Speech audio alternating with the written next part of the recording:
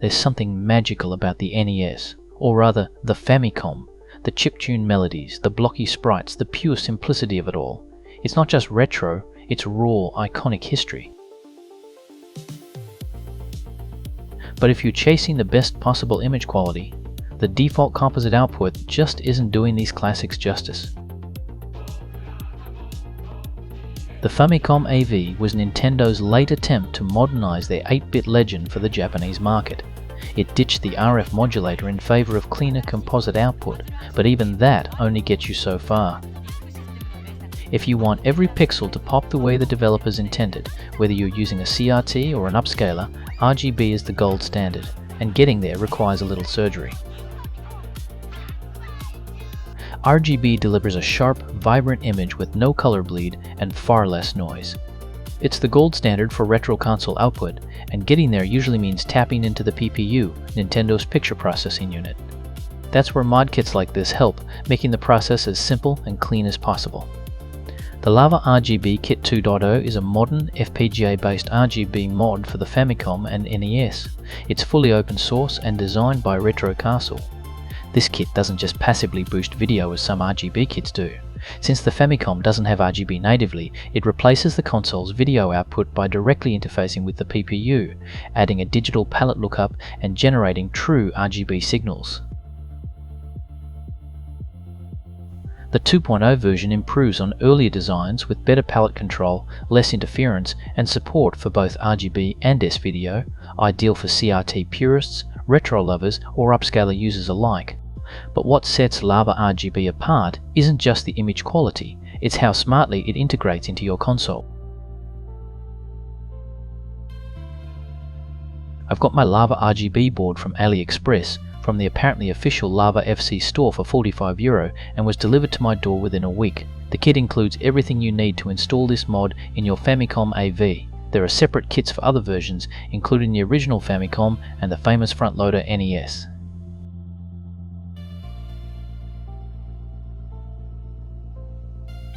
Let's peel back the layers of the LavaRGB 2.0. This isn't a simple add-on, it's a reinvention of the Famicom video pipeline, crafted from the ground up.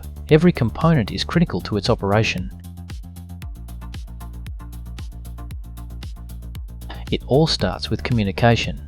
The Famicom's original CPU and PPU operate at 5 volts, but most modern digital logic, including the FPGA, runs at 3.3 volts. To safely bridge that gap, the LavaRGB uses 2 unidirectional buffers, the LC541A and one bidirectional level shifter, the LJ245A. These chips protect the FPGA and ensure stable, accurate signal transfer in both directions. The analog output from the PPU isn't just ignored, it's sampled and digitized. The MX3502 contains fast comparators that slice this video signal to detect key timing events like horizontal and vertical sync, and even distinguish between background and sprite layers. This gives the FPGA precise timing context, helping it recreate video output with cycle-level accuracy. Next up, the centerpiece of the mod, the EF2L15 FPGA from Anlogic. This is where raw PPU data becomes modern video. The FPGA passively listens to the Famicom's memory bus and reads how the PPU is configured, how it draws sprites, how it accesses tile data, and how it builds up the color palette. Rather than tapping into the original video output, the FPGA rebuilds the image from scratch, pixel by pixel. It outputs a digital 24-bit RGB stream that's color accurate, artifact-free, and deeply faithful to the Famicom's quirks. In effect, it's a second video processor, one that exists solely to deliver the cleanest possible picture. To make this setup customizable, a small EEPROM stores settings, like which palette to use or other user preferences. It's non-volatile, so the configuration is preserved every time you power off the console.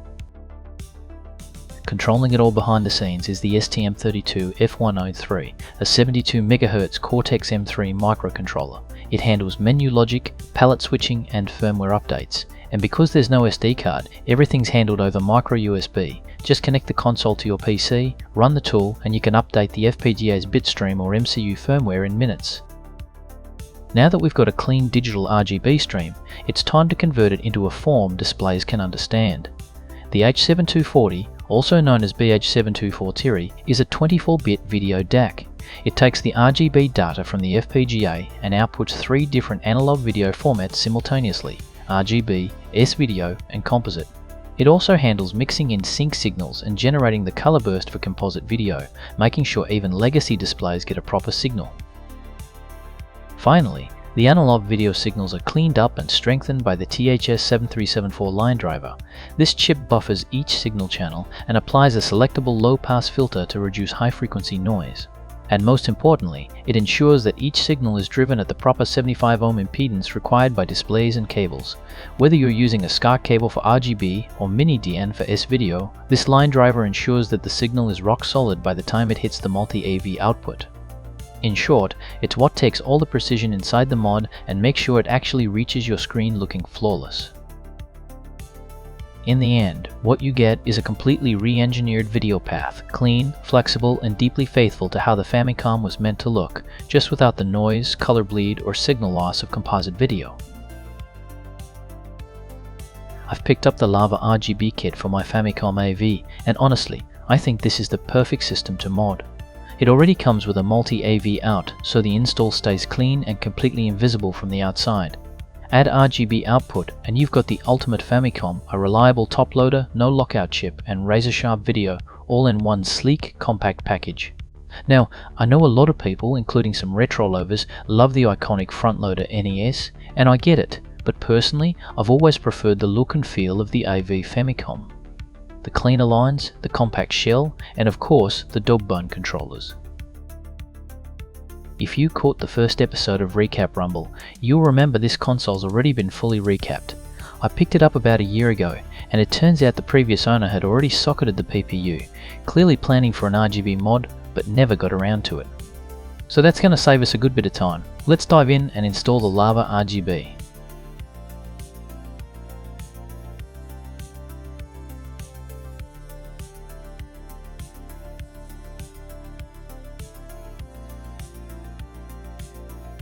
First, we need to open up the console.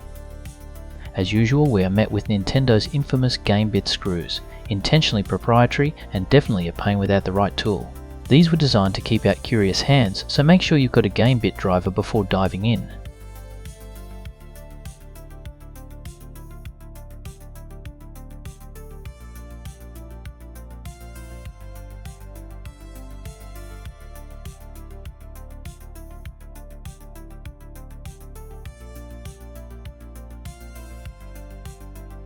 With just 4 screws removed, we can lift the top and get access to the motherboard.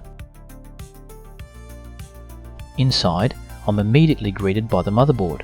There's no top RF shield like on the front loader NES, just a small one on the bottom. Thanks to some movie magic, the board is already out of the shell.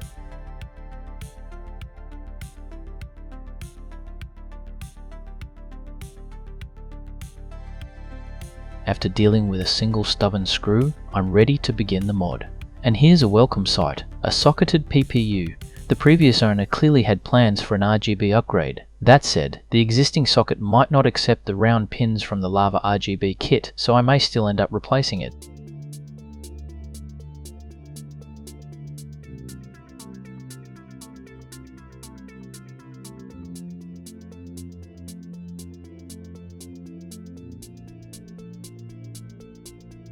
The first step is removing some components from the board. I'll remove 2 parts near the PPU, 1 capacitor at C5 and 1 transistor at Q1. Desoldering 5 joints is all it takes. We'll start with the transistor at Q1. This is a 2SA937 PNP transistor, part of the original video amplifier circuit. Since the LavaRGB board replaces that entire section, we can safely remove it without reinstalling.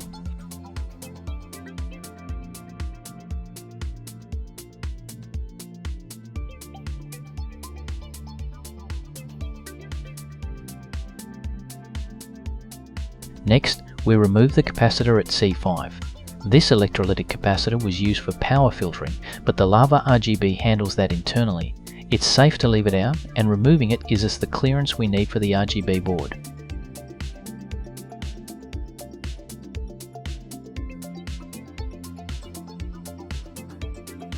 With the solder removed, both components lift out easily by hand.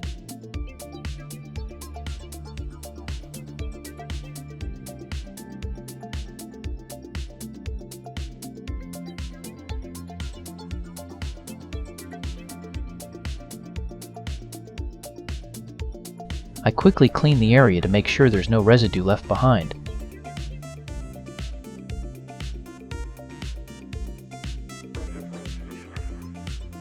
Now it's time to remove the PPU.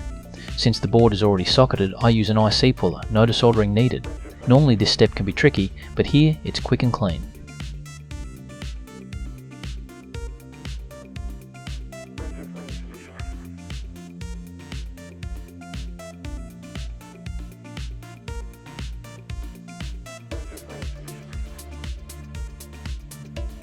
Next, I prep the pin headers. The kit includes a 40-pin round header which I snap into 2 rows of 20.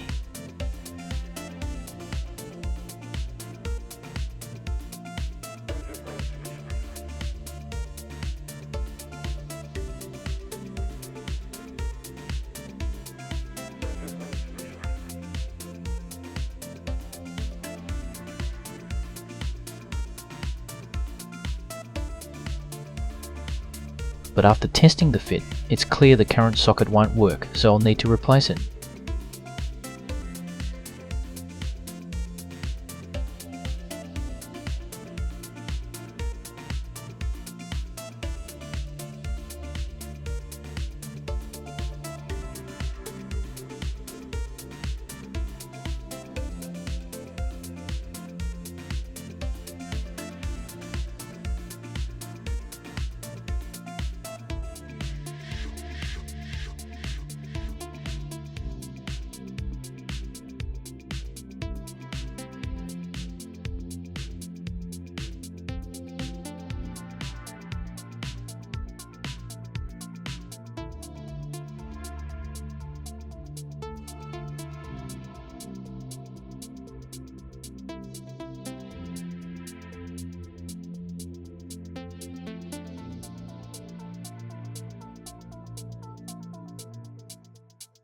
Using a desoldering iron, I remove the old socket by heating and clearing each pin.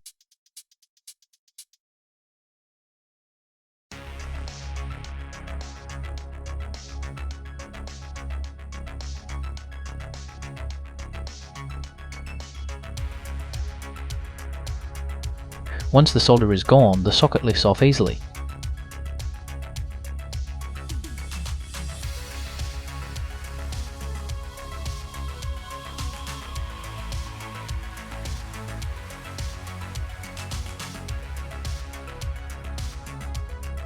Before installing the new socket, I give the board another clean.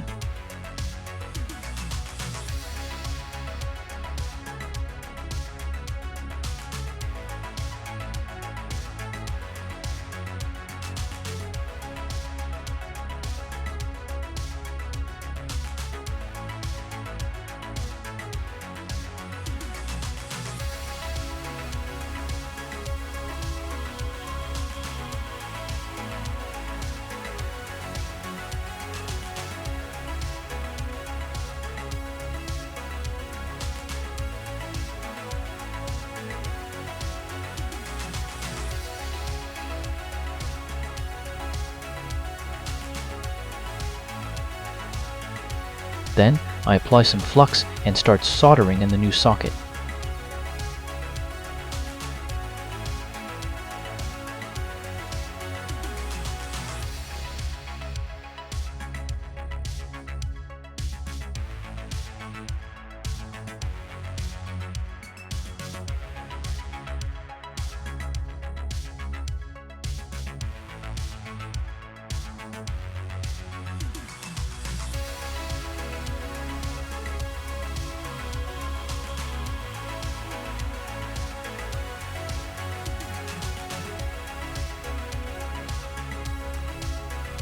It's important to remove any leftover flux. The PPU is sensitive to residue, and I'm doing this mod for a clean, sharp RGB image.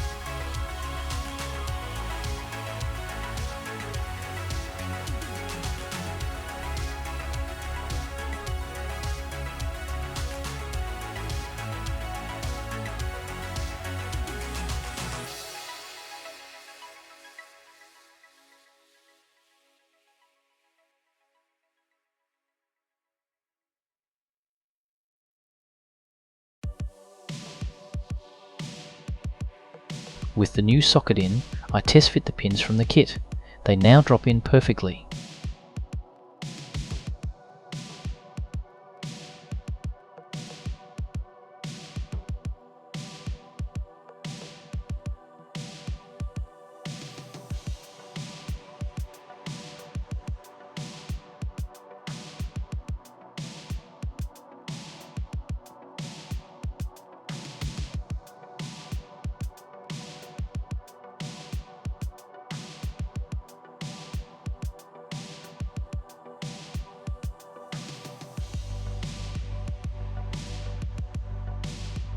To align the header pins, I tack a few corners while the board's on the bench.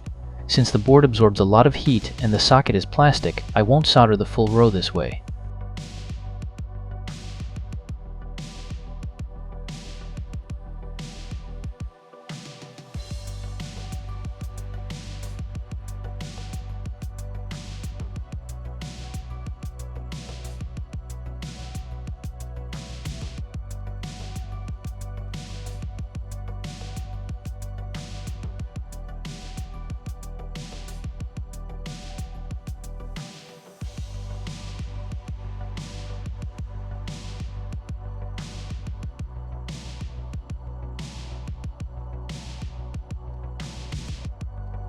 I move the board into a holder, which lets me comfortably solder the rest of the pins without stressing anything.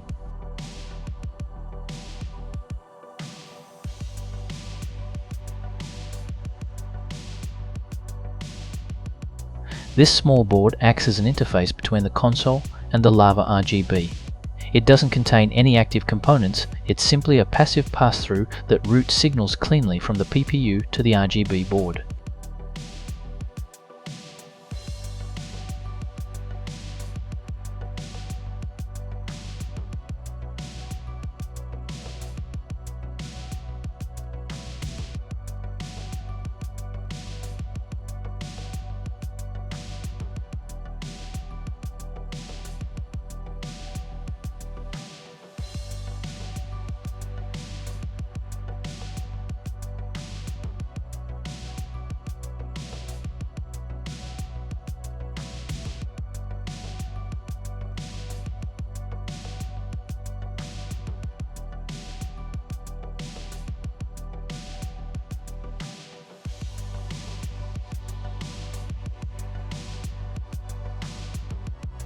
Next, I attach the 12-pin header for the cable harness.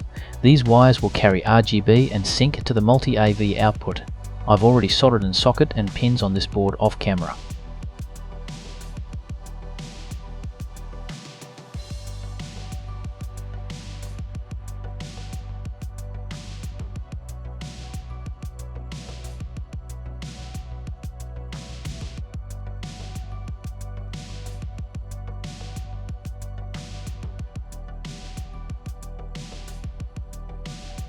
Before continuing, I give the board a final clean just to make sure there's no flux left.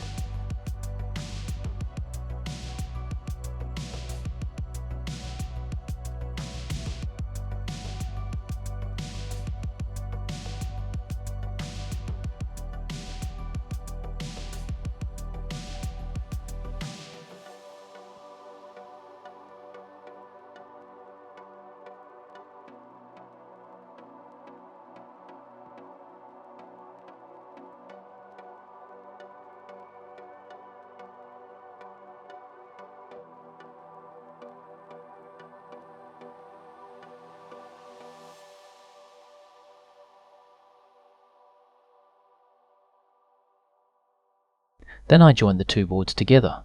This step can be a bit fiddly. One board uses square pins, the other round holes, so it takes a bit of pressure to seat them properly.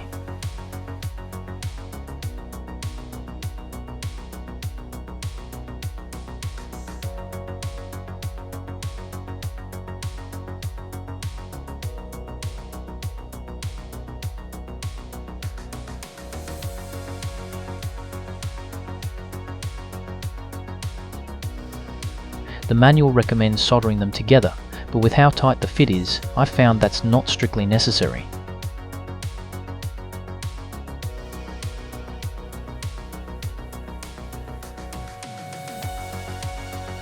With the board stack complete, I move on to wiring. First up is the small interface board that connects to the multi-AV port.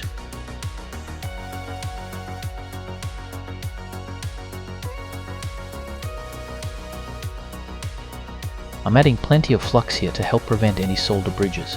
The wires can be a bit finicky, but with a steady hand and some tweezers, it's easy enough to manage.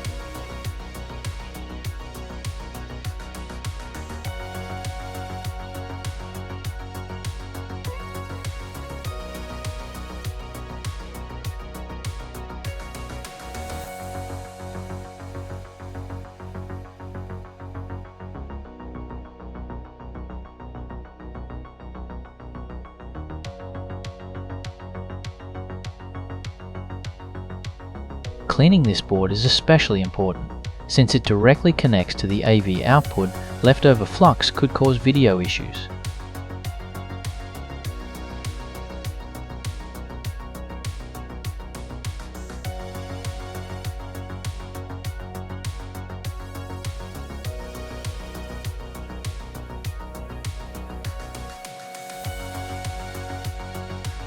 To protect the wiring during installation, I add a bit of Captain tape, just a little insurance. A slip when handling the wires could lift a pad.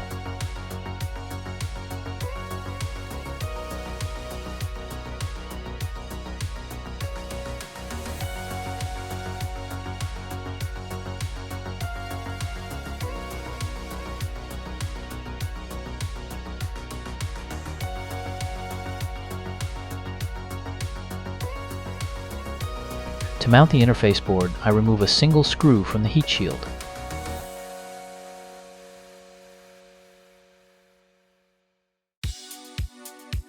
The board drops neatly over the pins, and I reinstall the screw to hold it in place.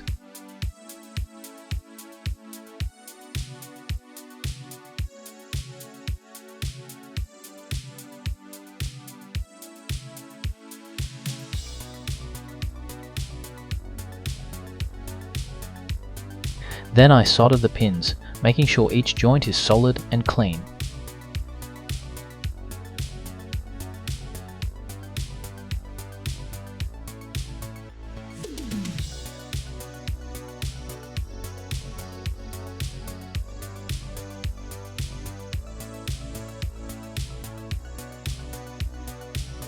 Then I also make sure to clean up any residue here.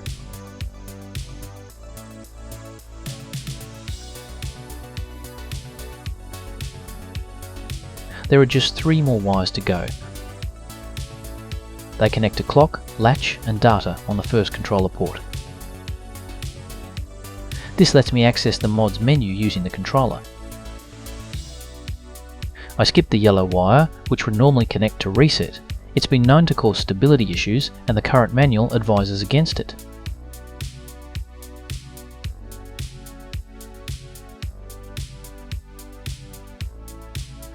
Now it's time to install the mod into the new socket. I line up the pins carefully and press it into place.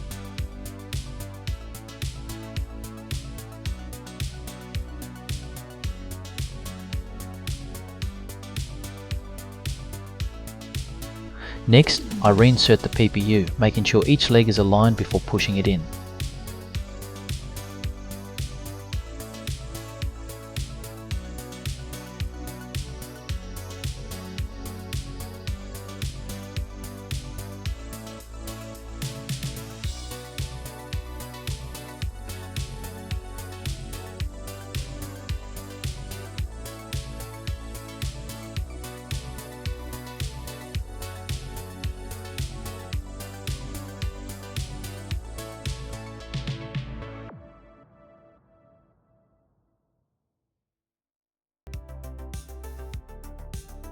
Then I plug in the cable and tuck away the unused reset wire.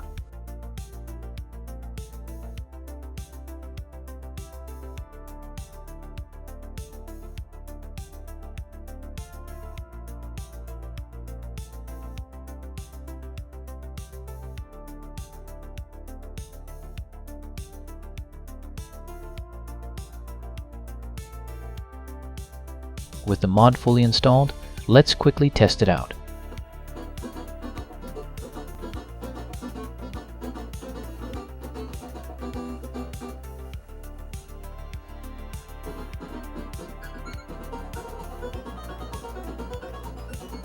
fantastic. The mod is working just fine. That means all the connections are solid.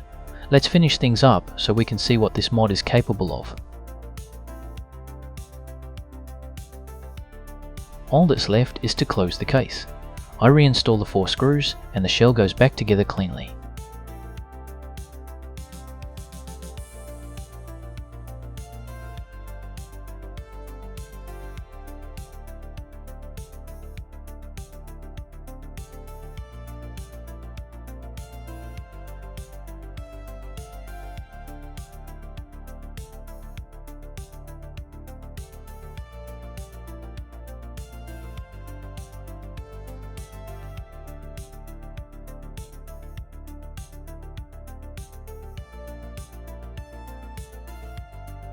And with the case closed up again, it's like nothing has changed.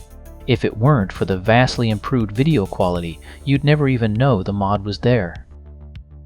Now, let's see what it can really do.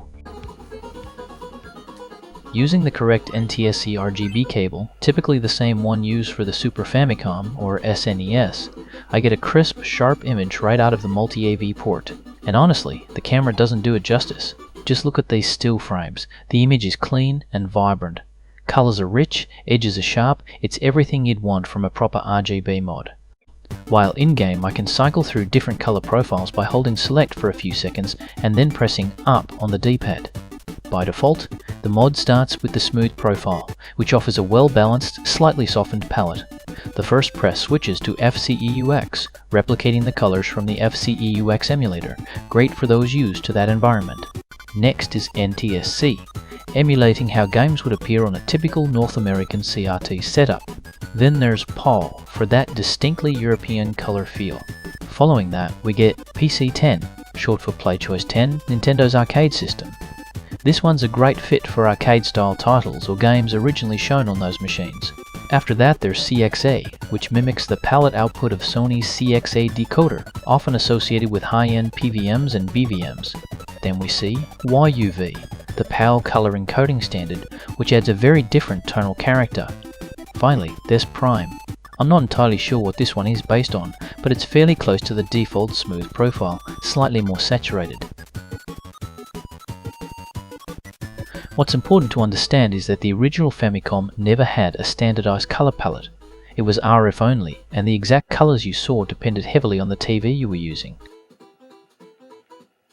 These profiles aim to give you options. Some games might look better in smooth, others pop in CXA, or feel more authentic in PC10. The fact that you can switch profiles on the fly, using just the controller, is incredibly convenient and really adds to the experience.